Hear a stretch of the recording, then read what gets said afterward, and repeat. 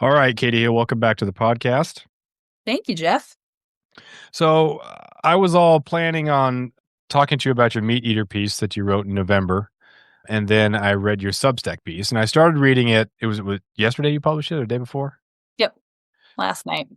And I thought, oh, I got a little bit into it, and I thought, I got to print this thing. I can't be reading this on my phone. So this went to the computer, and then I printed it so I could really just kind of get into it a little bit.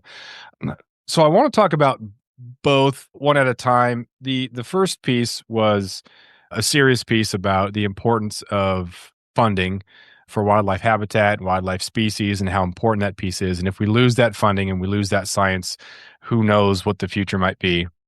The second piece was a more, if we treat everything as an existential threat, we might lose track of the fun, which is the real purpose. And so maybe on the surface, someone might think that these are contradictory pieces when really they're complementary. So we'll get to that. Can we start with the first one, and then we'll segue to the second one, and then we'll go into depth about that. So the first one in November about Meateater, or for Meateater. Yeah, totally. You raised a really good point about these two seeming kind of oppositional. So I'm excited to kind of dive into that part. Specifically to the Meateater piece from November. Was it November? Yeah, I think it was November. Yeah, November 20th Yeah. when it was posted. So I think it's helpful to kind of lay a little bit of groundwork for, I guess, I'm not going to talk about the Substack piece right now, but lay some groundwork to like compare and contrast the two. So obviously Meateater has a much, much bigger platform than my little baby Substack, a newsletter does. And so I think it's worth pointing out that like this is a piece of reporting that involved a lot of time on the phone with sources, and some sources who spoke on the condition of anonymity. This was a pretty heavy lift in the grand scheme of things, just in terms of, putting together something of this magnitude, especially at a time when it is incredibly difficult to get any current federal employee on record in any capacity for obvious reasons, right? Like, it's really, really hard to try to talk to employees of some of these federal land and wildlife management agencies. So this was specifically looking at a proposed workforce reduction at a series of wildlife research centers, USGS, U.S. Geological Survey research centers, kind of located across the country, but specifically in like the upper Midwest and the Rocky Mountain region. So this was and I'm going to be a little bit vague because, again, this was back in November. I have the piece here in front of me, but I don't want to get anything inaccurate. Yeah. Essentially, the idea was during the government shutdown, this proposal to reduce the workforce in these various wildlife research centers came about as kind of, I guess, part of a package to try to end the government shutdown. I don't have much insight into the inner workings of that plan, but I don't know if anybody does. Yeah, regardless. It's so complex. Yeah. Yeah, regardless of that, I kind of focused on the Northern Prairie Wildlife Research Center, which is located in Jamestown, North Dakota. And I've been to Jamestown. I have had the pleasure of interviewing employees from that research center during my master's thesis years ago.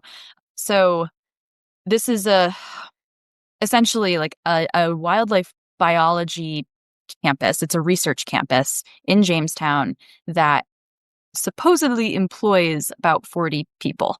And this particular location does a lot of work on waterfowl research, wetland conservation, waterfowl conservation. They are doing the work that is helping state agencies set bag limits and seasons, and, well, I guess not seasons, because seasons are set for waterfowl by Fish and Wildlife Service. But you get the point. Like this research center is producing work that has broad applicability to specifically waterfowl. They do a ton of work on other species and other issues as well, but mainly waterfowl. So the kind of the fallacy here is that 40 people are supposedly employed at this location.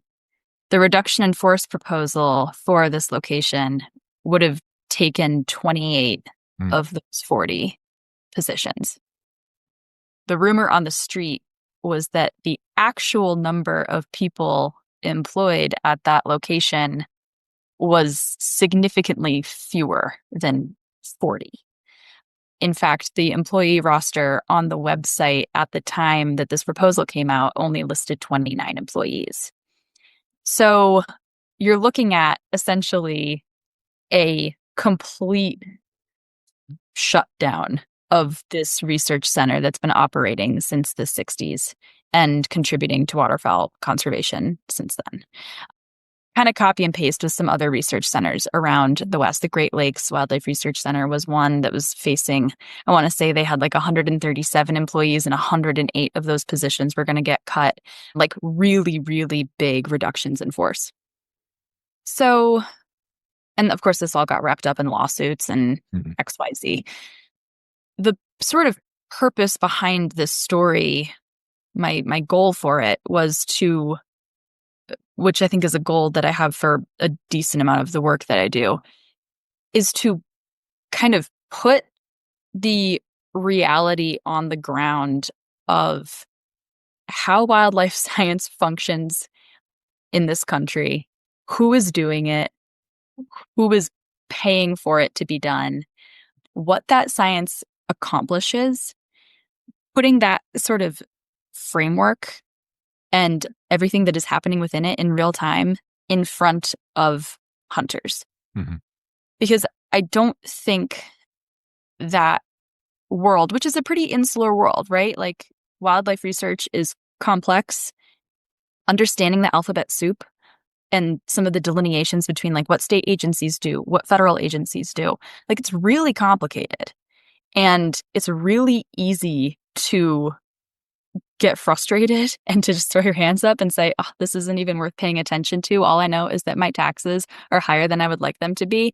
And I'm an angry voter, and I don't feel the need to consider a conservation agenda when I go to the voting booth right now because I'm sick of it, right? So I guess that's kind of like some insight into why this piece came to be the way that it did. It's because very real, what experts would call very dangerous proposals are coming out of this White House, this current administration, that stand the chance to have significant, tangible, on the ground impacts on the hunting experience in this country. So that's kind of a little bit of the background behind that piece. That was probably a little bit vague, but no, I think that's applicable across the board too. Here in Southeast Alaska, people complain, and I was one of them too. I went to a Forest Service cabin, and we had to take a boat to get there, and then you hike 3 miles to get to this lake. So by the time we get there, there's not enough daylight to kind of get back and go all the way home. And we get to the Forest Service cabin, there's no firewood. So we think, well, what in the heck? And this is in February, a couple of years ago, so it's really cold. So we have to kind of forage. There was like one sawdust brick that was there, so we managed to get a fire going. So I came back and I thought, maybe do I get a refund? Do I get a partial refund because we didn't have firewood and we were expecting the firewood? And then I discovered that there's one person in charge of like 20 some cabins. And if this region of Southeast Alaska is, I think you can only drive to maybe one or two of the cabins. Most of them are either fly out or take a boat to. And that was one of the moments that I realized just how underfunded to begin with a lot of these agencies are. Forest Service for recreation is underfunded.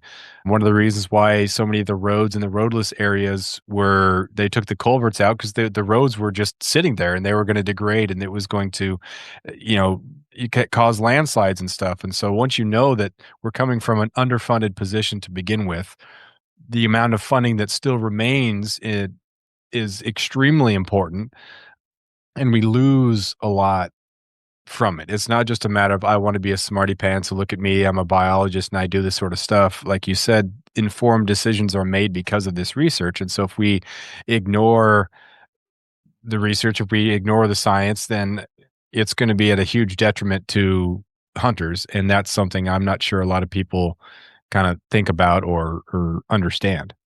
Yeah.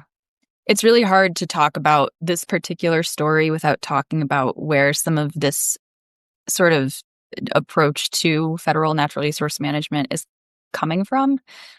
The the sort of the focus of this particular reduction in force was the ecosystems mission area, or the yeah, ecology mission area, ecosystems mission area of the USGS, which is essentially the wildlife biology arm of the USGS.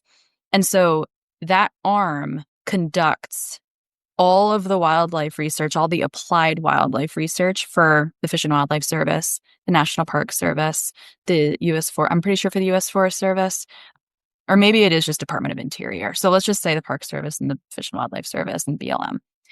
And so there's a directive in Project 2025 from the Heritage Foundation, which we know is a right-wing think tank that was formed in 1973 and has guided a lot of the policy that we've seen out of this Trump administration. The Chapter 16 refers to natural resources. And I mean, they explicitly say in that chapter that the next administration should eliminate the wildlife biology function, the wildlife biology research function of the Department of the Interior. So they're talking about the EMA. Actually, I have it pulled up right here. I don't know what the actual language is, but let me see. Yeah, abolish the Biological Resources Division of the U.S. Geological Survey and obtain necessary scientific research about species of concern from universities via competitive requests for proposals. So this is specific to instruction on how the administration should handle the Endangered Species Act. What also gets done by the biological division is research on game species, non-game species that aren't endangered. So kind of just like taps into where some of this ethic is coming from. Yeah, and man, there's in the education there were thoughts this spring, or I guess last spring now, that by cutting elements of wasteful education, you could make educational funding better, more consolidated, go to the states, go to the schools. There's an element of that that makes some sense. There's an element to, if there is fat to cut, let's cut it. Let's streamline things. I don't think anybody disagrees with that. The principle of Doge, we don't trust a lot of times what the government's going to do with the money, and we find how much corruption is costing us, and so it's very difficult to be trustworthy. But when we can find and see clear ways that this is being beneficial, it really makes it difficult to support these sort of trimming government, because this is such a small thing to trim, and it's so much more valuable than the money that's going to places that we don't know. And so it's, you want to kind of in good faith discuss these things, and you do, but the way things end up happening are a lot of times not what people intended. And it's hard in a very politicized arena to kind of have conversations about it. And then if it's different than what you expected, kind of be like, yeah, you know, that's actually different than what I thought it was going to be. And I don't support that whatsoever. Yeah. Especially in the hunt fish space, right? Because it is just a more moderate to conservative Right. leaning user group, or at least, that's what the perception is. And so, that can be kind of a challenging needle to thread sometimes. But I mean, we have also seen an outpouring of anger and frustration from all different sides of the political spectrum in our community on public lands issues, you know, treatment of wildlife, habitat, etc. So it's definitely really interesting. Yeah. So in that case, it seems like you need to be very engaged. You need to be the conservationist who It takes everything very seriously, and everything is an existential threat. So you have to send money, you have to send support, you have to be really, really engaged, you have to be a superstar, you have to be a man in the arena, you have to wield your sword, all that sort of stuff, which isn't contradicted by your second piece, but there's another piece to it. So how do you transition from that, or let's transition to the article you wrote about? Some things are really serious, some things need to be addressed. We need to talk about them. They are pretty difficult, but also we can't forget about just the fun piece of that. Yeah. Yeah, I think this piece, so my Substack is definitely kind of, I mean, I have 140 subscribers, so let's not. But it's only like a year old, right? Like you just kind of got on there, so it's I think I started it in like September or I think October. oh, I so don't a know. couple months. Yeah, Yeah. yeah, yeah. But very small audience. You're very well versed in the world of Substack. You understand how it works. It's kind of a place where people, I think there's a lot of like trying on ideas that happens in Substack world, right? So I am definitely using that platform just kind of to exercise like my essay writing, some cultural criticism type work that I really enjoy reading and definitely love to kind of tinker with here and there. Also, more creative stuff. I don't know, ranty poems about hunting, whatever, whatever comes to mind. But this piece, I don't know. There's been a lot of talk. I feel like in our space lately about casual outdoor recreation, casual participation in outdoor activities. I think it was the Outdoor Industry Association released a study, a report on participation in outdoor rec. And, participation continues to rise coming out of COVID, which is great, right? Like people are continuing to find outdoor spaces to enjoy and they're finding fulfillment there. That's great news for our stewardship ethic. You have to know about something and enjoy it in order to care about it.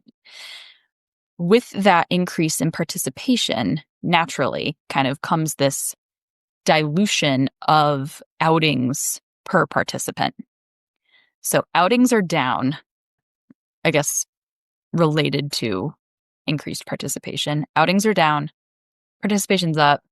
So what does that mean for how Americans are getting outside?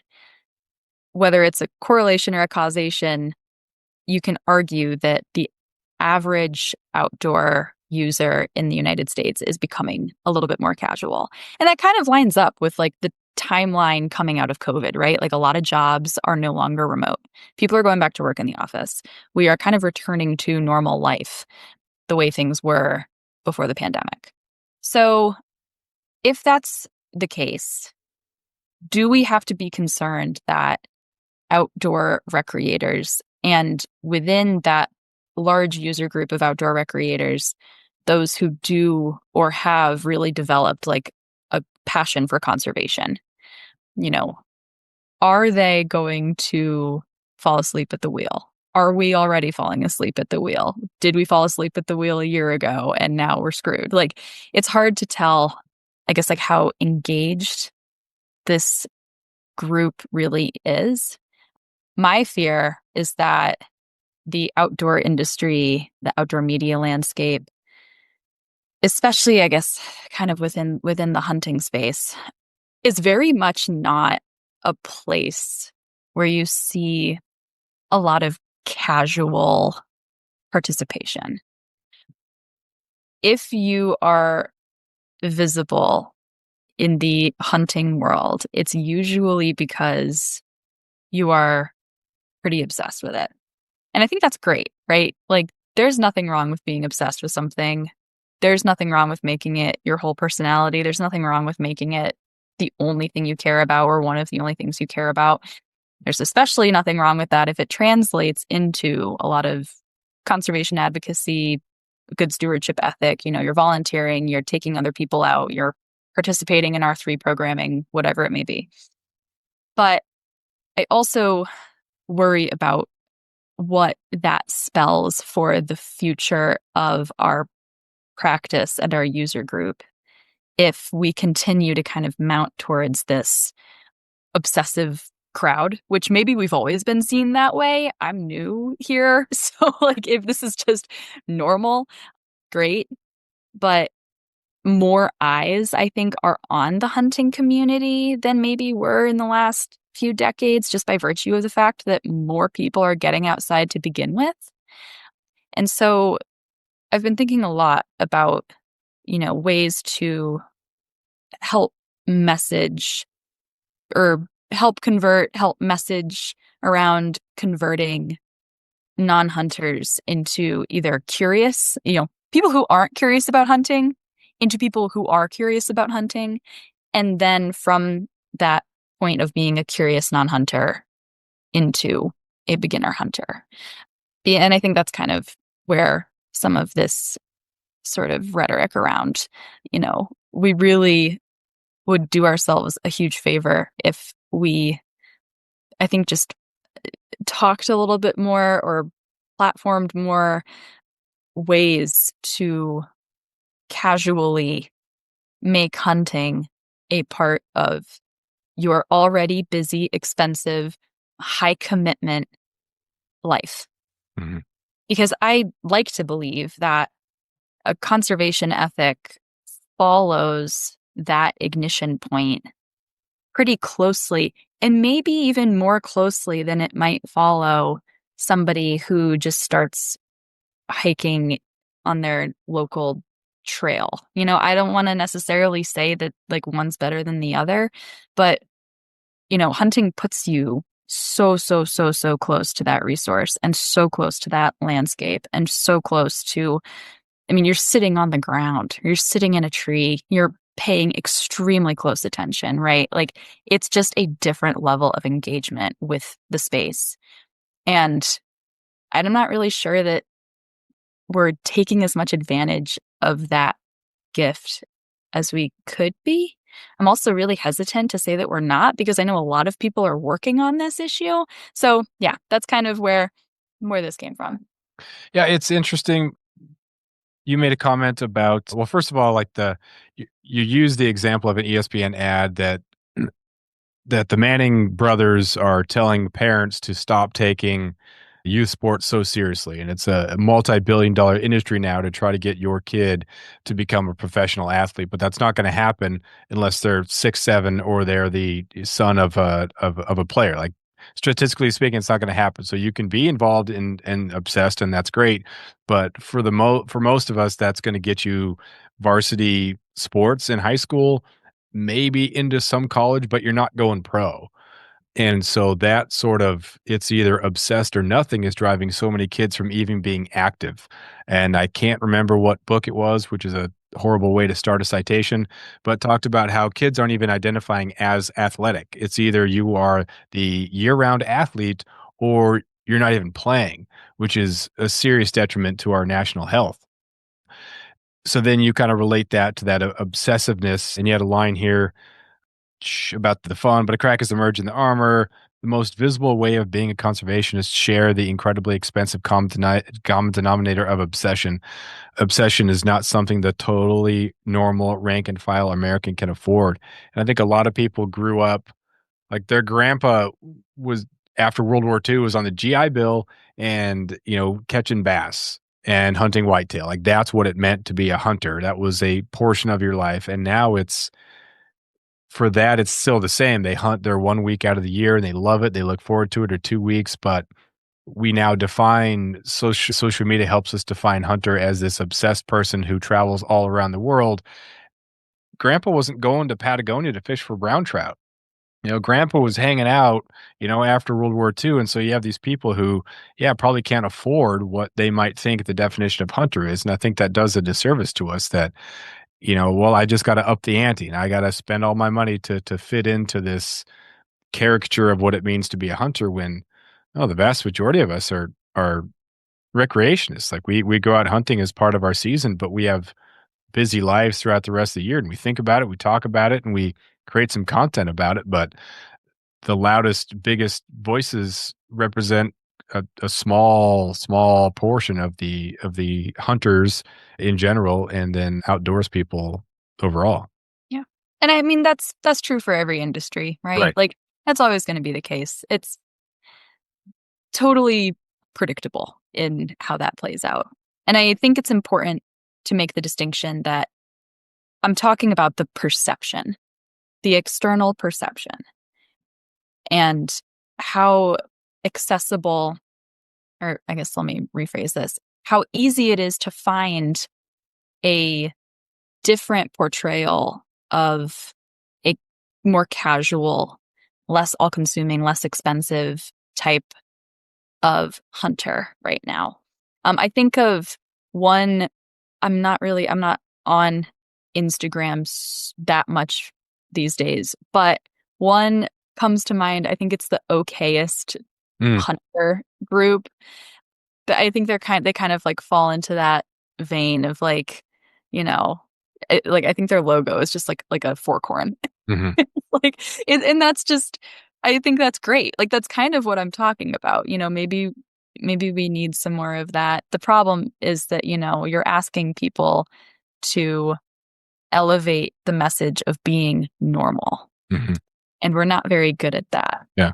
My podcast used to be called The Mediocre Alaskan because Yeah, exactly. everybody is, like, so much better at being an Alaskan. I'm just random person, so whatever I'm doing is not spectacular. There's no Discovery TV or Discovery Channel TV show about me, and my wife was on an airplane, and she had the sticker on I don't know if it was on our laptop or maybe on a fly rod tube or something like that, and someone said, "What's with this generation and promoting mediocrity?" And I was like, "Oh, that's interesting." It wasn't promoting it, they didn't kinda get it, so after a couple of times of having to explain that I wasn't advocating for mediocrity, I was just saying, there's a lot of this just the normal voice. Who's the person who has a job, has a career, married, kids, whatever, other responsibilities, and can't just, you know whisk themselves away whenever there's a photo shoot or some sort of hunting opportunity, which if they can do it, if they can afford it, if they've put forth the work to be able to live that lifestyle, that's great. It's not to We certainly shouldn't separate ourselves into a system or begrudge the people who've made it. That's great, but there's voices that should be amplified. You're a big fan of like telling the stories, and that's the storytelling of the common person who's the outdoors person is a great one to tell and hear. Yeah. I'll advocate for mediocrity in this context. I have no problem with that. Yeah, I mean, coming from a generation that is allergic to calling themselves mediocre at anything, right? Like, and hence this huge decline in youth sports participation. I think that's a really relatable kind of touch point in this larger conversation about, what are we doing? Like, why are we set and that age demographic, that age group where you become obsessed with something, it's getting younger and younger and younger and younger. I remember when I started playing softball, and it always comes back to sports and conversations with you, which I think is so funny. But like, I started playing travel ball. I was 13 years old.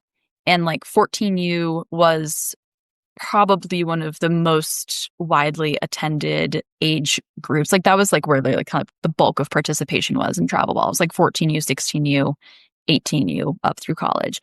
And then by the time my younger sister started playing, it's like she saw me play for one season and she's like, I want to do that. And so then she started playing. And I think she started playing as a 12U. And as she was like coming up through the ranks, she would be the 18U at these tournaments, and the 10U division would be like the biggest division. And there would be 10 million different teams of 10U softball players. And, it's funny to see that play out. And then there was 8U. And so it's kind of this like microcosm of more what we're talking about, just in terms of like younger and younger and younger. And when you start so much younger, I mean, what a long runway to have to like keep up Yeah. the momentum, right? Especially if the end game is either doing something collegiately or professionally, or in the case of hunting and fishing or any type of outdoor recreation, doing it for a good portion of the rest of your adult life. So, because that's, I think, one of the greatest challenges of R3 in a hunting context that I hear people who work in that space talk about is, okay, great, we get people out to R3 events.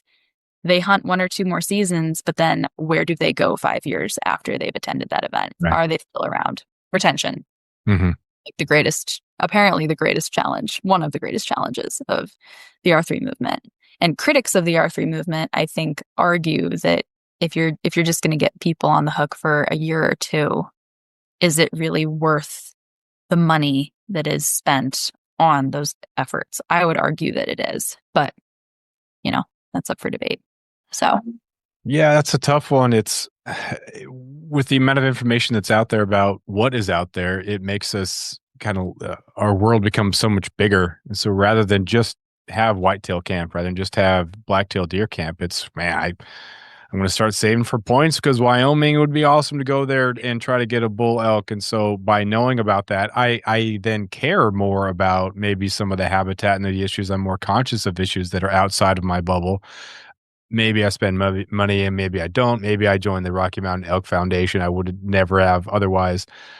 So you bring attention, which could bring more traffic and some of the anti R3 or fewer tags and out of state people are ruining it or, more attention brings crowded experiences, but also, yeah, there's not a lot of us comparatively. And so if you have people who are, and antagonistic, that's a real problem. So we need people who are obsessed enough to really bring light to these issues, but we don't need every single person to have that sort of obsession. We need a lot of people just to have fun and get the value from it and live their lives in a healthy way because that attracts a lot of people as well. So it's not just you get the pitch, it's man, that person is they're fun to be around and they happen to hunt and oh, this is fun. You don't feel like you're being recruited, you're just hanging out with cool people. I had a really, really awesome experience this season.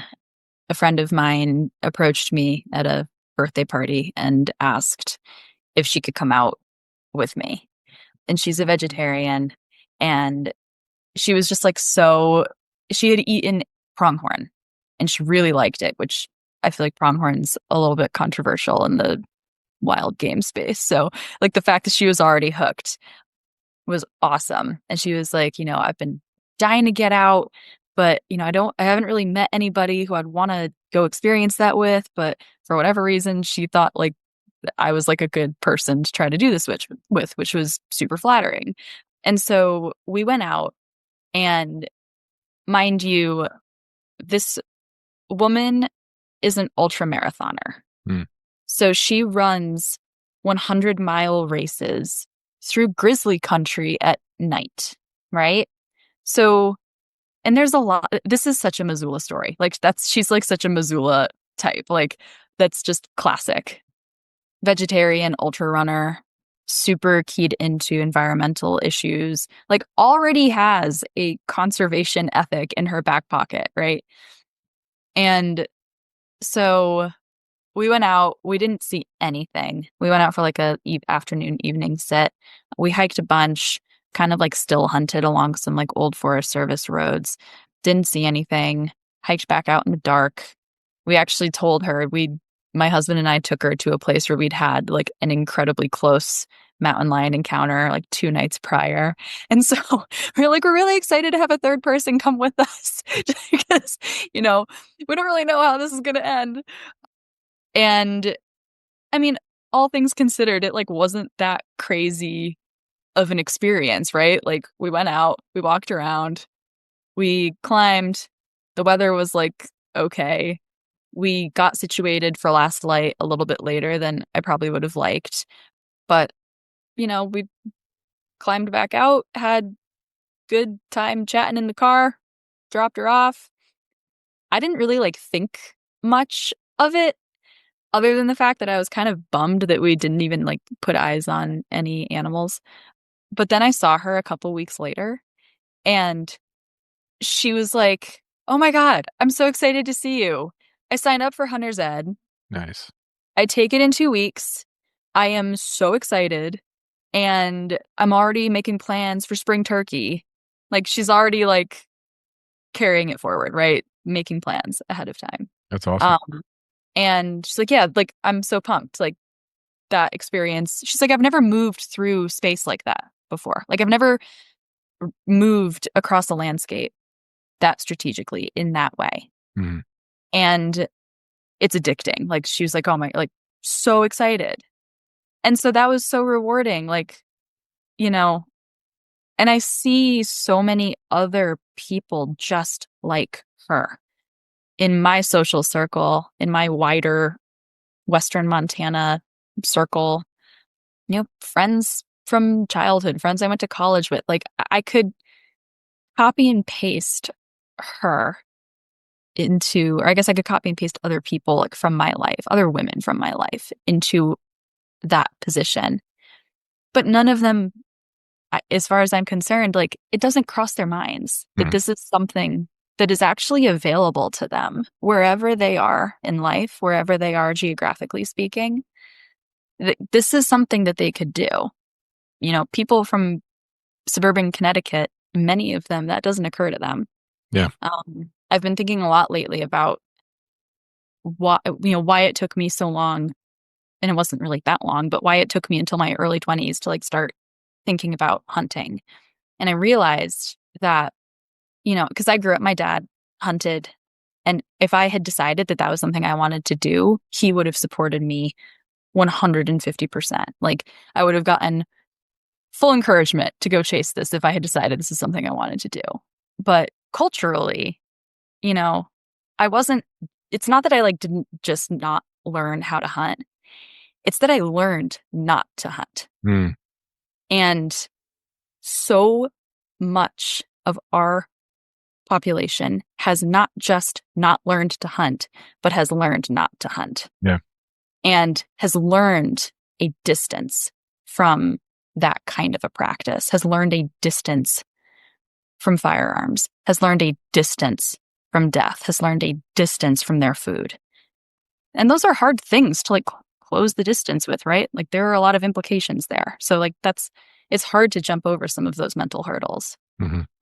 But so I think that's kind of where this idea of how do we portray the accessibility of hunting to people who have learned not to hunt over the course of their childhood, adolescence, and young adulthood, middle adulthood. So that's just, yeah, a little peek into some of the thoughts that are kind of behind this piece. Mhm. When you think about a piece, do you think how you want to write it first? Is this going to be an essay, or is this going to be like this a Substack piece, or is this a Meateater piece? And who am I going to interview?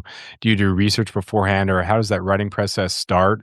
And then how does it kind of I don't say unveil. That's not the right word. How does it unravel? Sounds even worse. How does it It progress? does unravel. Unravel's a great word for what it looks like. Yeah, it's well. So I have like my I do journalism. I pitch stories. Editors give me story ideas. I do that work. A lot of pitching, a lot of rejection, a lot of no response. Luckily, Meateater is like an awesome, awesome outlet and platform to work with in that regard. So that piece was born from an email exchange with my editor there. Something like what I would write for my Substack is very much brain worm born earworm. Yeah, earworm born from something I read or something I see or, just something I kind of an idea that pops into my head. And then I have a big problem with just like sitting down and writing. I'm really bad at organizing my thoughts. I'm terrible at talking about my writing. Like it doesn't make sense to me unless I just like have a pen in my hand or have a keyboard in front of me and I'm brain dumping and I'll kind of like draw these connecting lines between these kind of disparate dots Like as literally draw the lines. no, Okay, really draw the lines. that the visual aid sometimes is huge. Yeah, A lot of that stuff on my you should board, try. in the dry erase board in the classroom for kids, just so Uh-huh. they understand. Sometimes they don't know what the heck I'm drawing, but yeah. Do you know that meme from It's Always Sunny in Philadelphia Yep. when he has like the the tacks up. His eyes were 100%. all like red. That Yep. was me. That was me getting that piece across the board yesterday. That's Perfect. another problem that I have is I need to get better at writing and then walking away and then coming back and then walking away and coming back again before I actually send something out. That's something I'm working on this year. But yeah, like that piece started out mostly talking about I was reading that Lawrence Weschler interview and I was really thinking about like art in the context of conservation and like performance art and subversive art, who is being like the smug asshole in our space and like in the way that those guys are just like the fucking with the unfuckwithable establishment, Where'd which you get that term? Like, did you coin that? I had never heard that term before. Is that a Katie Hill which special? one? The The unfuckwithable. oh God, I don't know. I've heard that for a long time. Must be a lower 48 thing. I've never heard it. And I was like, I'm gonna call it a New England thing. I'll okay, call it a Boston thing. that sounds about right. Yeah. um yeah. Uh, and that's kind of so it started with like this question about art and conservation. And then I remembered the John Oliver duck stamp art, that whole saga. Do you remember that? I think it was 2022 when John Oliver had like 6 different duck stamp art entries drawn up and like he entered the duck stamp art competition. Yeah, vaguely. Yeah. Yeah. And then he ended up auctioning off all of those pieces and raised a bunch of money and they submitted it to the Migratory Bird Conservation Fund. Yeah, so it started out there and I hadn't even really seen that Eli and Peyton Manning ad until like earlier this week. And I was like, wait a second, this is also what I'm talking about. Mhm. So like pull in that cultural moment, pull in this cultural moment, pull in these different threads and somehow braid them into like conservation outdoor hunting context. And that's kind of the formula there, I think. Because you didn't have to pitch it, are there times that you start an essay and as you said, like you kind of walk away from it? Are there times when you come back, like your mood has changed and you can't re-enter that same voice, and so things never see the light of day? How do you manage to keep things progressing and feel confident enough to go forth with it and not just abandon have an entire folder of unfinished things? Oh, that's a great question. I have done that before a couple times. I'm I'm really good at like sitting down and going down the rabbit hole Mhm. to a detriment. I worked on that piece yesterday. I sat down and the sun shone in through my window in my office and I looked at it and I was like, I really should go outside. And I didn't. And I couldn't tear myself away from my computer. So there's, you know, there are a couple instances where I have run into massive roadblocks with pieces. There are also times where I just get taken into other directions or have to start working on other things and abandon something. But that doesn't happen to me very frequently. Usually I kind of have the space and the time to see stuff through. And if I'm on deadline and if I have a contract with an editor with a publication, then I'm definitely Mhm. motivated to see that through. I think that's kind of, that's one of the challenges. And I would love for you to kind of chime in with some perspective from your experience with Substack, because I think it's a really awesome exercise in self discipline, which is something that I lack notoriously. I am really, really bad at getting myself to like follow through on things. So, a contract, an editor waiting for a draft, those are fantastic motivators. I am incredibly deadline oriented. I'm terrified of missing deadlines. I have dreams about missing deadlines, nightmares. But like when I am in charge of me, things things get derailed. Mhm. Or they have the tendency to get derailed. And if I don't sit down and just force myself to crank something out, sometimes it won't happen. Yeah. I How about have you? I have Google Docs that I start, and then I have if it makes it into Substack drafts, it has a better chance. But still, I go back to some of those drafts, and I think that existed kind of in that moment, that time, and I don't like it, and it's not worth. I can't resuscitate it, or I don't feel like resuscitating it, or I don't want to, and I just kind of move on from that. Mhm. Yeah.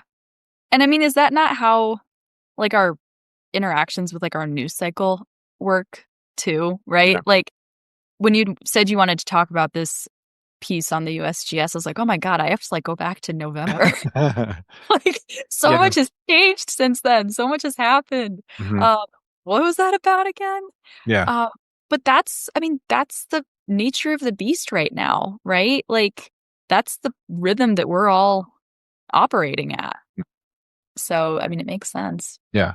I think you take something from it. What's the timeless takeaway from that? And that's you wrote it in November, but that lingering idea of going forward, the science piece, and how much are we as a country going to value science and learning about things and knowing more?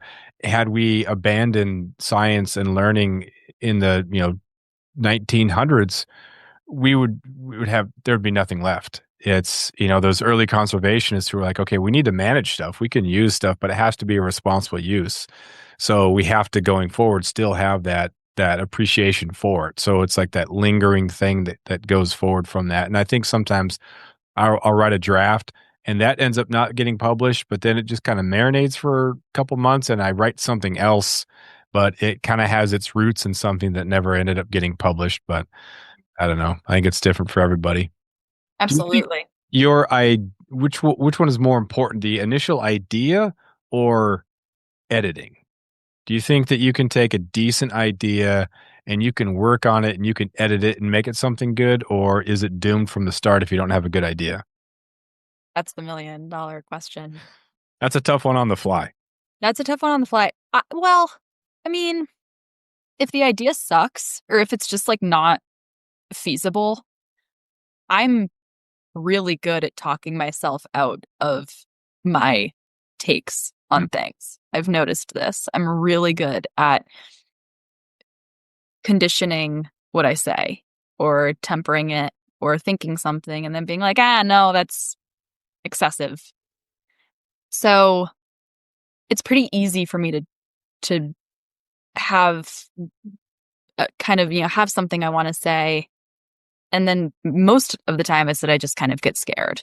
I mhm. get nervous out of putting an idea out into space. We've got some tough critics in our crowd. You know that. Yeah. So I, it's probably easier for me to trash a project than it is for me to get it across the finish line. And with that in mind, if the idea sticks and if it sticks through my own like proactive criticism of it, then the editing that does end up happening is obviously much easier. I guess my point is like, if the idea sucks, I'm going to know that the idea sucks and I'm going to tell myself that the idea sucks at the idea phase and it's never going to make it Yeah. the editing process. That makes sense. Adam Grant is I think he's this organizational psychologist or something at Penn or something, and I follow him on social media, and he drew an illustration of the power of quitting certain things because on one end of the spectrum, it's never committing to anything. You get to the sweet spot of you're committed and you're finished and or finishing and you're going to have success. But if you commit to too many things and you never quit anything, you're just going to be drugged down by way too many obligations and you could have some sort of burnout. So there are certain things that you just have to kind of abandon. Like it's not going to work. Maybe shelve it, maybe revisit it later, but it doesn't mean that it was not worth the effort. Yeah, entertaining all the ideas just in case. But yeah, there's certain things you have to quit. Where do you get your ideas? Is it through reading? Is it through thinking? Is it and then do you write them down? Do you type them into a phone? What do you do? I do a lot of it is probably, well, so in the context of like the Substack piece, reading. I read a lot. I don't read a lot of media. I read a lot of books. I like nonfiction books. I like fiction. I like essays. I like interviews, and from all different parts of the world, different like literary, different styles of literature. Story ideas, as far as journalism goes, I mean, I get this question a lot, and it's a really mixed bag. I mean, I have my news apps just like everybody else, and I am signed up for a lot of email alerts. Getting on like press lists for state agencies is a really great way to kind of just stay on top of what's going on. Same thing with being on press lists for nonprofits, advocacy groups. Otherwise, a lot of it just kind of comes from, yeah, staying tuned into, I guess, just the conversation. I think this is why I'm so hesitant. Like, I would probably be a better person if I deleted social media, but I I like get up to that point and I'm like, "Ah, this is going to serve me in some way. This is going to serve my work. I'm gonna miss out on something." It's like that FOMO that you Yeah. get when you try to delete social media. So I've now decided to just keep social media off my phone, and I just go on through a web browser and post pretty infrequently. But um so yeah, I don't know if just like if there's an answer in I stay paying attention to what's going on, and that's where story ideas come from. I'm really enjoying this point in my career because I'm kind of starting to reach a place where I am getting assignments from editors in a way that I wasn't at this point maybe a year ago. It's happened a couple times where editors have come to me with ideas, and that is like the golden ticket. That is such a good feeling, not just because I had to get the gumption up to decide that an idea was a good one and then pitch it and then deal with rejection and then deal with silence and see it through, but also because it's like, a sign that somebody wants me to be the one to write about something. That's a great feeling. So, yeah, that's kind of, I mean, you just pay attention. The world is screaming at us, right? Like we can't turn it off. It's hard to not see what's happening especially in the conservation and natural resources realm. So that's, yeah, where the journalism ideas kind of come from. What do you think is the trait that has helped you get to that point? Is it because some people just say, "Oh, they're just naturally a good writer," which isn't true. Like you have to read to become a good writer. Do you think that it's been the reading that has impacted the writing? Is it tenacity? Is it the willingness to be rejected? Is it competitiveness? What do you think it is that has allowed you to have that success? I think I specialized in something that not a lot of people with journalism backgrounds choose to specialize in. And that was an interest. That wasn't like a strategic choice, In the right? Yeah, in the grand scheme of things. It was an interest. It was also just a virtue of the fact that I got a job with a hunting media company and got thrown into that world really like jumped off that deep end really fast. And because that was the job, like I could because I was there.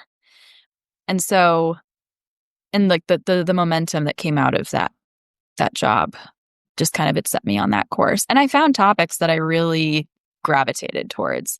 That's where I really I fell in love with like conservation policy and public lands policy at Meateater. And then the repetition at Outdoor Life and the opportunity to kind of hone more newsroom style skills. I always tell people like I never worked at a newspaper. I didn't have like a newsroom experience, but working for Outdoor Life was without a doubt where I got that kind of rhythm of day in, day out. Here's what we have to work on, you know, here's a story, turn it in an hour. Mm. That kind of a cadence. And so that like both of those jobs really they served me differently, but they combined to I guess make me feel ready to kind of set out on my own And then since then, I would say the biggest skill that I've developed over the last year as a freelancer is absolutely getting good with rejection over and over and over again. Rejection, silence, to the point where a rejection email is like a gold star. Like it's the thing to strive for. Closure. Yeah. I'm going to make a really dorky sports comparison for a second that I know you'll understand.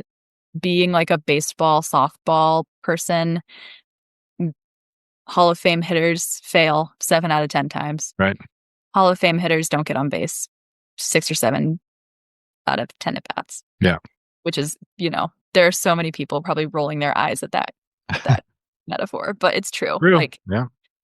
So that idea of like separating my personal worth as a human being from this one story idea that I have that I'm sending to an editor that I've never talked to before, and they don't know me from Adam, and they don't have the budget, the time, the interest, the space, for whatever of a gazillion different reasons. It just doesn't work for them. And that does not mean that I'm a bad person. That's been a big point of growth.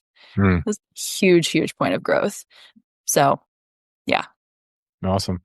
Well, I hear the baby crying downstairs, so Oh no! time to get some help out with some dinner. But where can people find your Substack? Where can they subscribe and all that? Yeah, so I am on Substack at Things Wild and Pretty. I am making no promises about what you're going to find there in the future. And then otherwise, my work can be found kind of a variety of outdoor publications. I've started doing some stuff for Outdoor News, Field and Stream, Meateater, Outdoor Life. My website is Katie Hillwriter, KATIEHILLWRITER.com. I think I'm on social media at Katie Hill Sherg. When you are, which is not often. Which is not often. It's often enough where I can't say that I'm like, off social media, but it's not enough for me to like encourage people to go find me there, if that makes sense. That's a good place to be, I think. Yeah. So awesome. Thanks again for being on. I really appreciate it. Thank you so much, Jeff. This was awesome. Yeah, good talking to you. Good luck with the freshman English class. Oh, geez. Thanks. Bye. Thanks for listening. Please share. And if you found today's conversation useful, you can go deeper with my writing on Substack. That's where I expand on these ideas from the show, share essays, reporting, and things I'm thinking about in real time. You can find it at From the 49th on Substack. Thanks again for listening, and I'll see you next time.